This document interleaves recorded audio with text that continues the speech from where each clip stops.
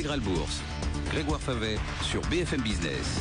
On va parler des émergents, du monde émergent et de quelques pays en particulier avec un spécialiste, le président de Gemo Asset, c'est Bruno Vanier qui est avec nous. Bonjour Bruno. Bonjour. Spécialiste parce qu'à travers votre fonds Gem Equity, vous n'investissez que dans ces pays émergents et uniquement en actions. C'est donc votre métier à 100%. Juste un mot de l'ambiance générale quand même autour de ce monde émergent. Vous avez peut-être pu entendre le patron de la location d'Edram, maison puisque vous connaissez bien, qui était avec nous il y a quelques minutes. Il dit c'est un vrai sujet, c'est-à-dire qu'on s'est posé la question très longtemps au moment du dernier comité d'investissement et on commence à faire des tests, c'est-à-dire à remettre des petites touches d'émergents. On avait le patron directeur adjoint de la gestion d'Amundi aussi avant-hier sur ce plateau qui dit moi j'ai un petit peu écrété mes positions sur les marchés développés et effectivement je commence à aller chercher des actions et de la dette émergente. Là, on sent que les investisseurs se posent la question et certains commencent à tester un petit peu à nouveau ces marchés-là. Alors c'est effectivement le cas, hein. Je crois qu'en rappelant quelques chiffres, hein, au plus bas de 2014, c'est-à-dire il y a 6 ou 7 semaines à peu près, les sorties sur les fonds émergents en général, c'était presque 40 milliards de dollars, hein. Donc un chiffre quand même extrêmement élevé, comparable à ce qu'on avait eu en 2008. Hein. Or, depuis ce plus bas de mars, on a eu à peu près 7 milliards de rentrées, donc une inversion de tendance, même si elle est encore très jeune et très petite. Et ce que vous dites m'intéresse particulièrement parce qu'effectivement, ces allocataires d'actifs, globalement, s'ils se posent vraiment la question aujourd'hui, c'est qu'a priori, ils n'en ont pas beaucoup, des émergents. Et pour la plupart, ils en ont très très peu. Surtout en Europe, j'ai envie de dire, où si on regarde les flux historiques, en fait, les grosses ventes qu'il y a eu sur ces marchés émergents viennent plutôt des fonds européens, en fait, des investisseurs européens, au cours des 12 derniers mois, par exemple.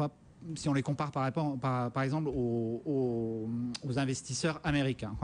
Un autre point important, c'est que les investisseurs particuliers, souvent considérés comme des investisseurs plus court terme, ce qui n'est pas forcément le cas tout le temps, mais c'est un peu ce qu'on pense de manière générale, ces investisseurs sont quasiment sortis des émergents. Rappelez-vous, ils avaient, depuis une douzaine d'années à peu près, ils avaient mis jusqu'à 70 milliards de dollars sur ces marchés.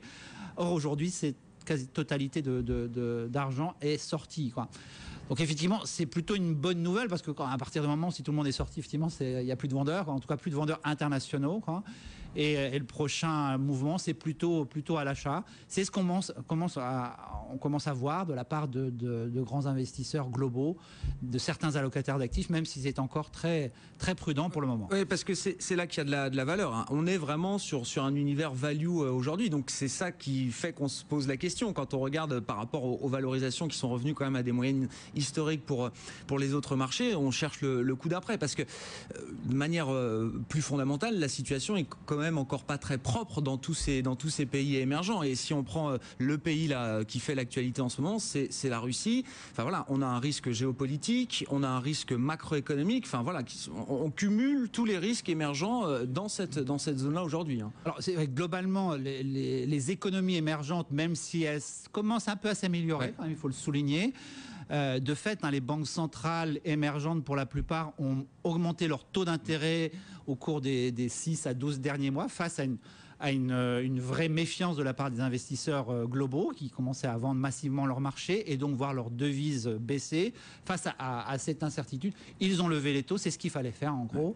Alors l'effet immédiat, c'est récessif, hein, c'est plutôt un ralentissement, mais globalement, ce que ça veut dire, et c'est pour ça que nous on est assez positif là-dessus, c'est que les banques centrales ont repris des marges de manœuvre et ça c'est extrêmement important dans notre métier.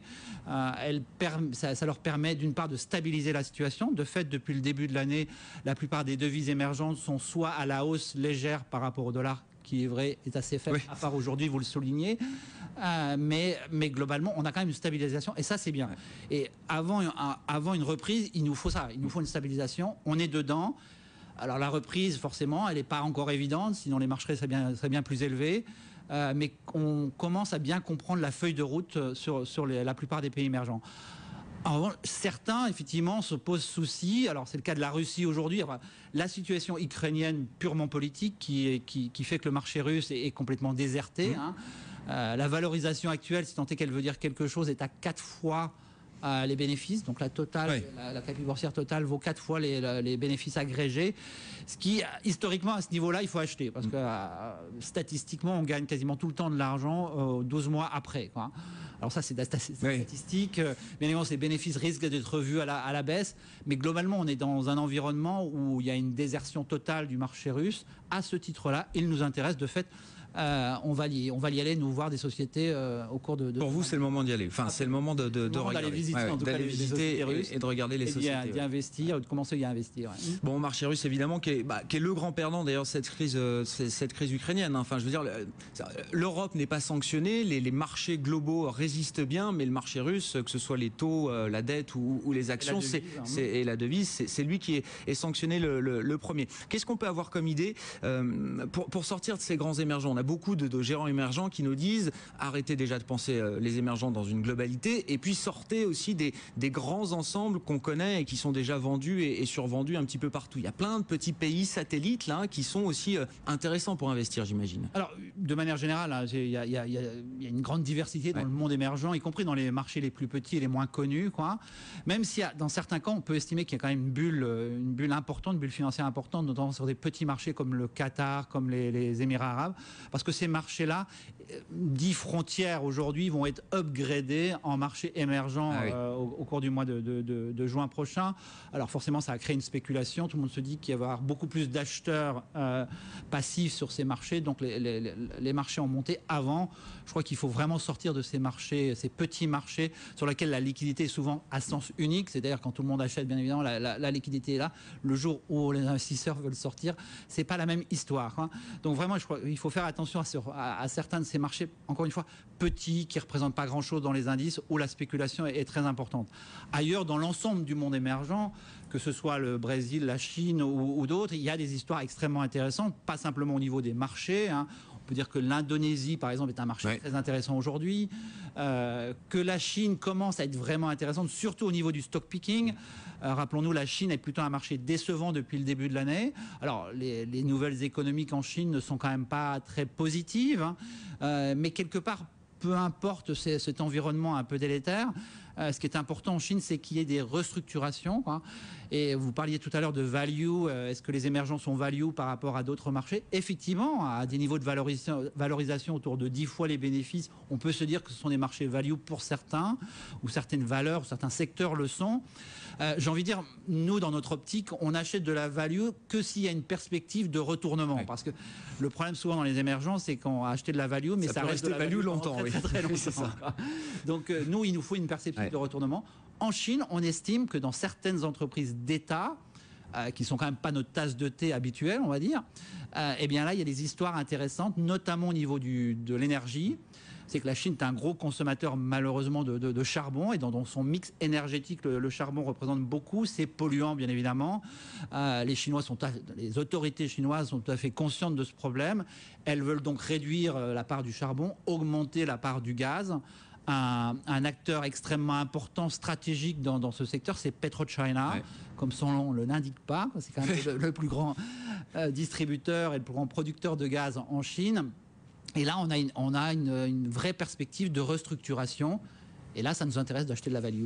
Bon, les valeurs chinoises, effectivement. Vous aimez aussi, alors je crois, des valeurs télécom en Afrique subsaharienne. Enfin, c'est un secteur, oui, on passe du coq à l'âne, effectivement. Bon, nous, les télécoms ont été très agités, évidemment, en Europe ces derniers temps. Comment est-ce que ça se passe en Afrique? Est-ce qu'on est là sur quand même plus de croissance, on va dire, quand même?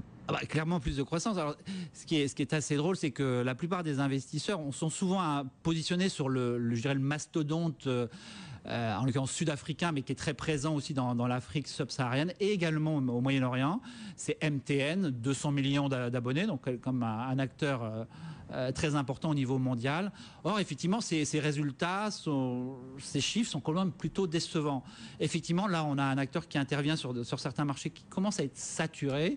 Or, c'est pas le cas partout en Afrique, bien évidemment, quoi. Nous, on va plutôt s'intéresser à des acteurs de taille plus modeste, comme Safaricom au Kenya, 22 millions d'abonnés, ou alors une société qui s'appelle Sonatel, qui est plus francophone, puisqu'elle elle opère dans l'Afrique francophone, au Sénégal et au Mali, 22 millions d'abonnés également. C'est une filiale d'Orange, ça? C'est une filiale d'Orange, comme Safaricom est une filiale de Vodafone. Dans chacun des cas, l'État kényan d'une part et l'État sénégalais d'autre part sont aussi actionnaires importants. Ce qui est très intéressant à voir, outre la croissance, je dirais, normale de l'abonné mobile, c'est aussi le point très intéressant sur les moyens de paiement. En fait, le téléphone devient un moyen de paiement, surtout dans ces pays où justement je dirais, le système bancaire est extrêmement peu développé, quoi.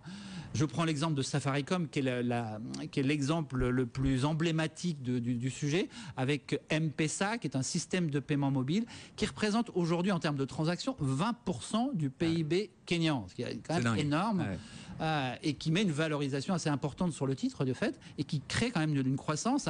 Safaricom, c'est 25% de croissance annuelle, bien au-delà de MTN, le géant dont on parlait tout à l'heure, et même de Sonatel, qui commence tout à fait récemment dans le moyen de paiement. Alors ça s'appelle Orange Money, ou Orange Money plutôt, pour eux.